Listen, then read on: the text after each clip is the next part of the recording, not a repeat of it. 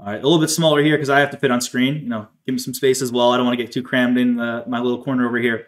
Let's walk through what we got to get to in this lesson. First off, we're going to want to identify the factors that could cause substantial doubt about an entity's ability to continue as a going concern for a reasonable period of time. There's a lot in that to unpack in that sentence. It's kind of like talking about we want to obtain sufficient appropriate evidence to provide reasonable assurance that there is no material misstatement on the financial statements. It's like a big phrase with each part of the phrase and sentence being important. So substantial doubt, meaning we don't believe that the entity is able to continue going on. Going concern is a good thing.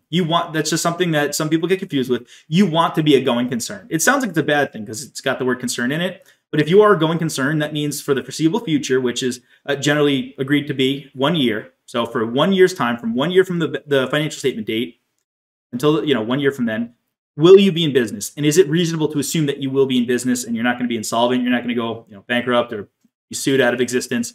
So that's the concern here, is that also, even if there is a problem, there's an issue with going concern. Even if there's an issue, that does not, we'll see how that does not particularly make it that you're going to have an adverse opinion or a qualified opinion.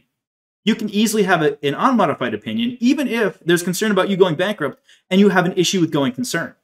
Remember, the whole point of the opinion is that the financial statements accurately represent what's going on. So if you're going bankrupt and all disclosures are made, red flags are abound on the financial statements, management says, yeah, things are not looking good, we may not survive the year, but it's all properly disclosed. So they would likely get a clean opinion, obviously, if everything else is in order. So just something to take in mind there. We're going to see here, there's a lot of estimates, a lot of subjectivity. So us as the auditor, we're going to have a lot of work to make sure that management is properly disclosing everything, because also it's difficult. When you have estimates and subjectivity, there's a concern because management could try to pass something off fraudulently and just say, oh, well, it was subjective. We didn't really know. We didn't know what the best option was to do. So that's a concern as well, because going concern, oh, are you a going concern or are you not? There's a lot of subjectivity to that. They think, oh yeah, no, like we're actually going to be able to continue going in business, but you may come in with your expert knowledge and say, no, I disagree with you. And then you could have disagreements. We talked about that in communication lesson where we're going to talk about disagreements with management. I'm getting ahead of myself, right? Just giving you a nice intro here. Second off, we want to perform audit procedures such as inquiring of management, reviewing minutes from the board of directors, and setting external confirmations to legal counsel of the client to detect the existence of litigations and claims and analyze management's disclosures of these liabilities. We want to make sure that management is putting on the financial statements all instances, and we could talk about the remote possibility or if it's reasonably possible that we'll lose the lawsuit. Any future liabilities we'll have to pay out, whether it's to customers, to other parties, anything like that.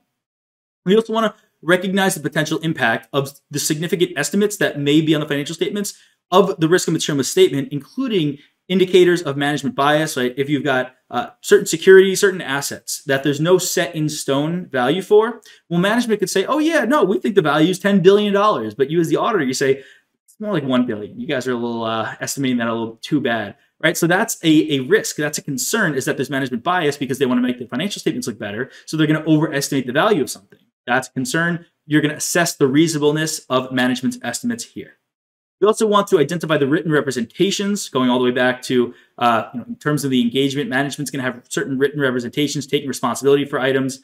You're going to consider these that you need to obtain from management and those charged with governance. You're also going to want to identify the factors that an auditor should consider when restricting the use of written communication. Talked about restricted use reports, restricted use end deliverables, but also restricted use written communication. So specifically, for example, if we've got significant deficiencies, material weaknesses, a lot of times that's going to be restricted in use to management and those charged with governance. And lastly, we want to perform procedures to identify related party transactions and relationships for the engagement, because if related parties, transactions, or relationships happen, that could quite all right be okay. Just like a going concern issue, it's fine as long as it's properly disclosed and there's no other more pervasive issues, nothing else going on there. So kind of a big introduction here, a lot of learning objectives. We're going to cover a lot here, and they're all quite interrelated, making sure that we as the auditor are understanding all of these and we are keeping on top of it. All right, I know you're just itching, scratching, ready to get into this lesson. Let's dive right in. Hey there, are you ready to not only pass your CPA exams, but truly understand and enjoy the material while studying? I know it seems impossible, right? Especially to enjoy the material? We'll do it together. Tap into the power of cpa.examprep.ai, where we've got personalized quizzes, multiple choice questions, memorization guides, flashcards, simulations, all tailored to your learning. Our adaptive study planning puts you on the fastest path to success and lifts you back up if you fall behind.